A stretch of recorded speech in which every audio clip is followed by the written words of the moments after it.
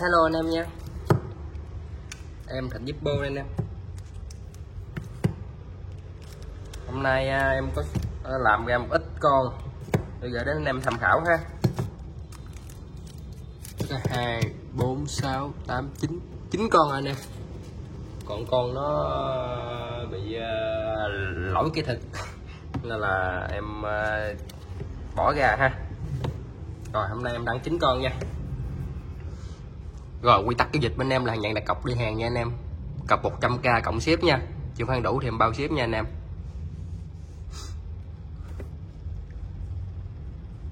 Rồi em xin phép lên hàng luôn ha. Mã số 1 đi, lên trước mã số 1 này. Ở đây đi. Mã số 1. Mã số 1 là một cây Zippo mạ bạc trong tình trạng là rất là đẹp luôn.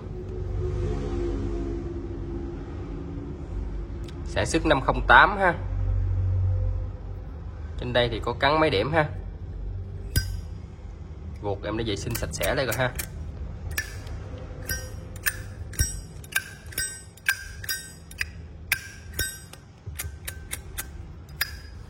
Rồi đặc biệt ở đây là sao? Ở đây là limited của nó là chỉ có 3 số thôi nha anh em, chưa tới 1000 con nha. Rồi cái thứ hai, emblem này là emblem bạc khối 100% nha anh em. Em bao là emblem này bạc khối nha. Emblem này em có kiểm định rồi nha. Rồi emblem bạc khối zin hãng của cây Zip ha anh em. Emblem bạc khối với lại limited 3 số ha. 08 đề số cao cấp đó anh em. Vỏ cục trùng 08 ha.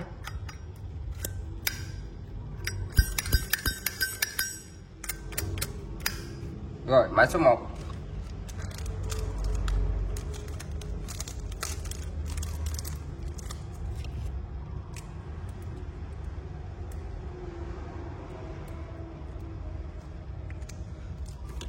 $650k nha anh em, 650k.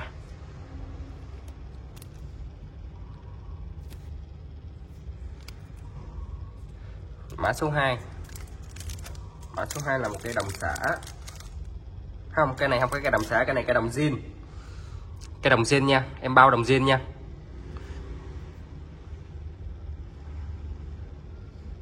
Cây đồng zin mà do là em quýnh nhám cho nó ra cho đẹp đó anh em. Đồng xả thì em nói đồng xả, đồng zin thì em nói đồng zin nha anh em. Đây có cắn này bị chuột gặm ha.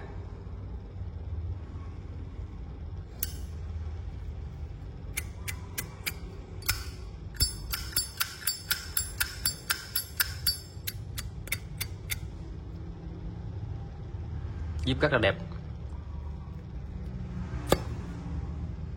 07 08 lệch 1 năm cho phép ha.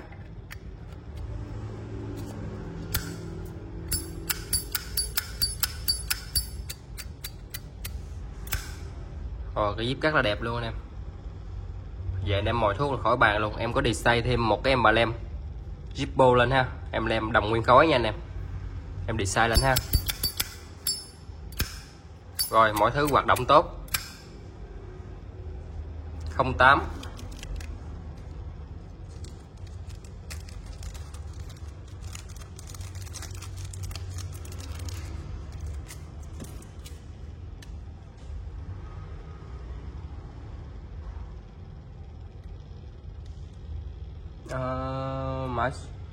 mã số 2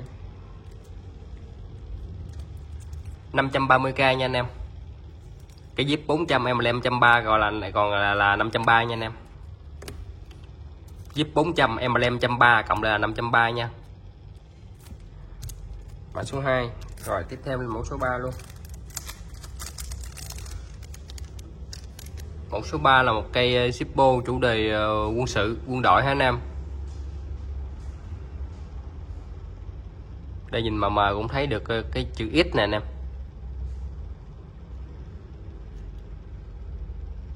Tình trạng thì dâm nhẹ chỗ này, nhìn kỹ thì kỹ mới thấy thôi, chứ nhìn sơ không có thấy đâu.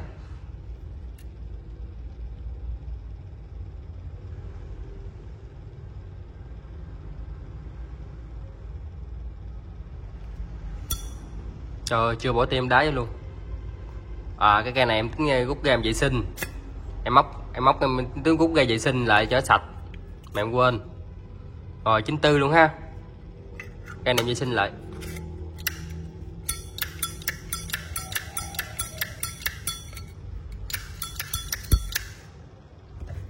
Rồi.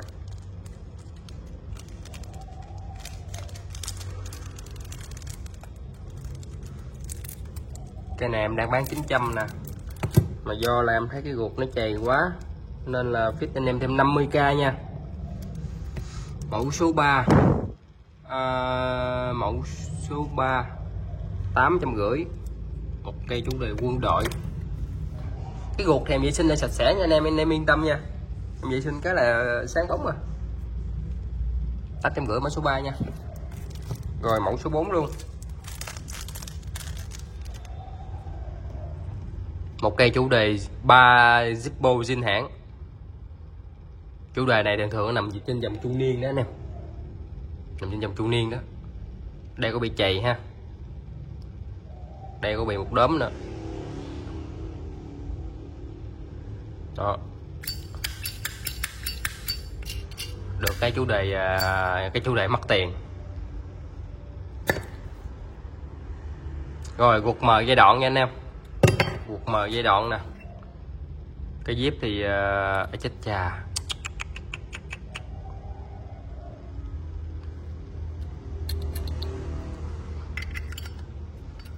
Căng.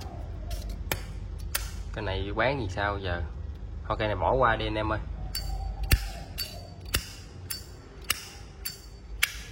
Bỏ qua đi ha. Cây nào mà thấy nó không có ok thì bỏ qua. Với lại anh em ơi, 5 giờ em đăng video á thì em chốt tới tầm 3 tiếng anh em, tới 8 giờ tối thì em tầm 7 giờ là em đi sinh nhật rồi nha anh em. Em đi sinh nhật một đứa bạn ha. Nên là tầm 7 giờ đến 8 giờ thì nhiều lúc em trả lời tin nhắn chậm á, anh em thông cảm nha. Em chốt từ đây tới 7:30 nha anh em. 7:30 nha.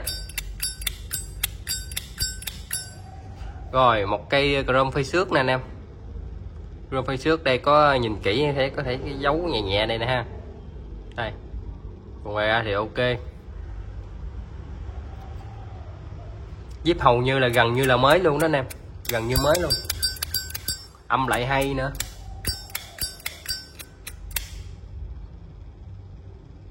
Zip trong tình trạng rất là đẹp.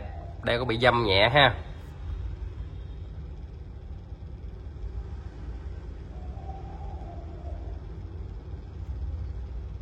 Vuốt nhẹ nè. Vuốt nhẹ nè hết nè. Đây có bị chày nhẹ nè. Nói chung hàng quay sử dụng mình nó còn đẹp như thế này nè. Quá là ok rồi nè. 94 ha. Ruột 94 chuẩn ha. 94 nè, chuẩn ha. Âm rất là hay.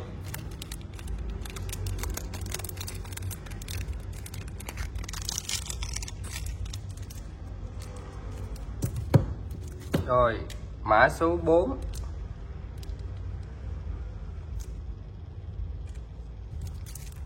$500 nha anh em. Mẫu số 4 500. Tiếp theo bên mẫu số 5.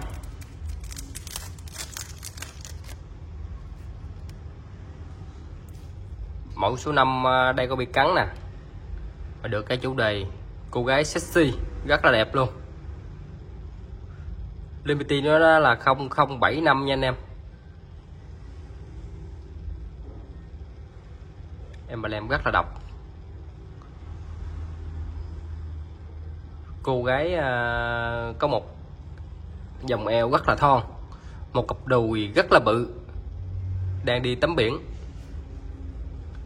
Zip này được mạ bạc ha.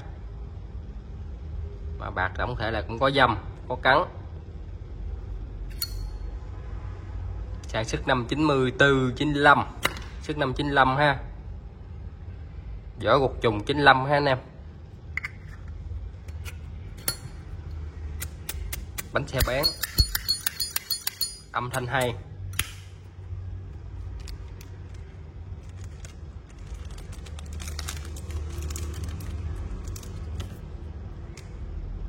Số 5 850 nha anh em, 850 nha. Mẫu số 6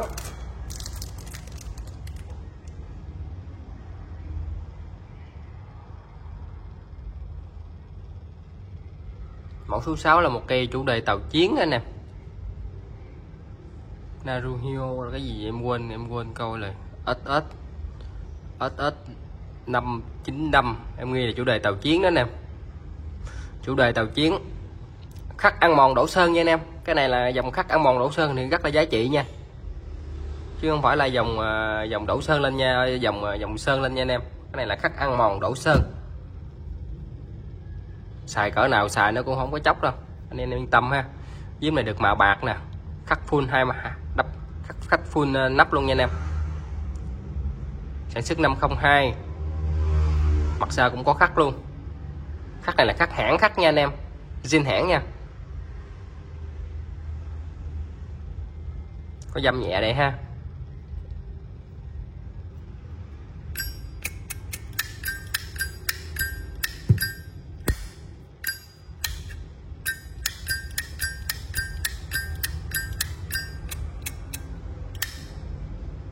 Rồi 02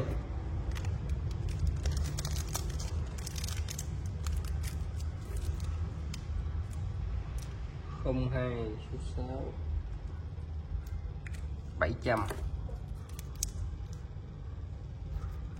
Không phải là đầy số là nó lúc nào nó cũng rẻ tiền đâu nha anh em. Đề số mình phải coi là tùy theo cái chủ đề của nó nữa, với lại tình trạng cây diếp nó ra làm sao nữa, chứ không phải là cây nào cũng 300-400 này chết xếp basketball luôn nha em anh em.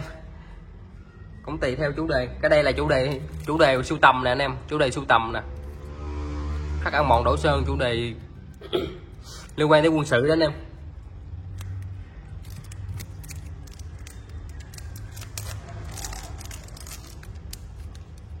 Có những cây diếp mà nó bữa hôm em cũng có về mấy cây diếp để số đó, để số mà cây vài triệu, 2-3 triệu cũng có, 3-4 triệu cũng có, cũng tùy theo chủ đề. Nó yêu cầu nó dính cái chủ đề lên là nó lên tiền à.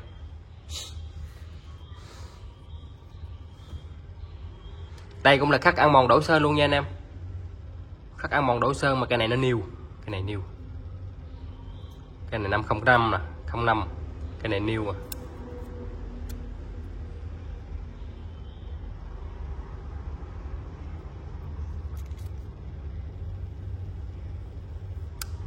Thêm đỏ luôn, nêu nha anh em. Do cái tay em dơ cầm vô nó ố với cây này nó nêu nha. Rồi cây nêu thì em không mô tả nhiều nha anh em. Chủ đề nó rất là đẹp luôn, khắc ăn mòn đổ sơn nha anh em. Chủ đề nói gì ta tôn nha.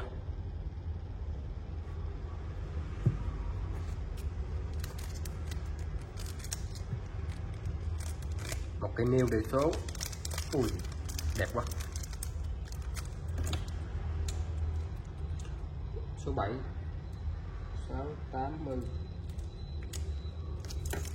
680 nha anh em. Số 7 680.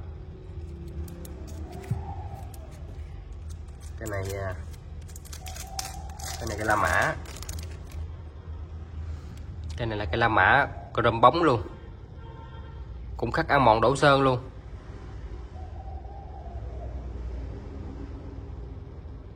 Cái này chủ đề gì em không biết luôn,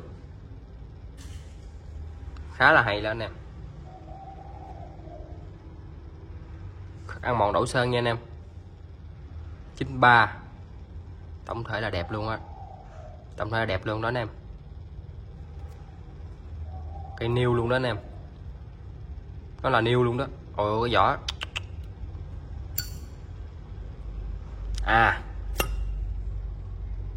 guột mờ giai đoạn nha anh em, guột mờ giai đoạn. Cây này do em không vệ sinh là em muốn cho anh em thấy là chủ cũ chỉ là xài lướt thôi nha, xài lướt thôi nha. Cái cây này em báo là xài lướt nha, nhưng cái vỏ này rất là mới nha, cái ruột xài lướt.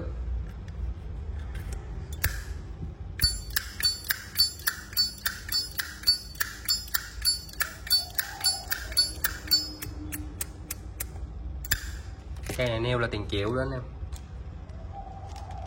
chứ không có rẻ.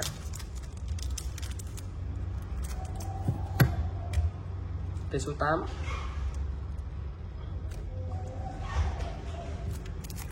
750 nha anh em, một số 8 750. Rồi em chốt hàng từ đây tới từ 5 giờ cho tới 7 giờ rưỡi nha anh em.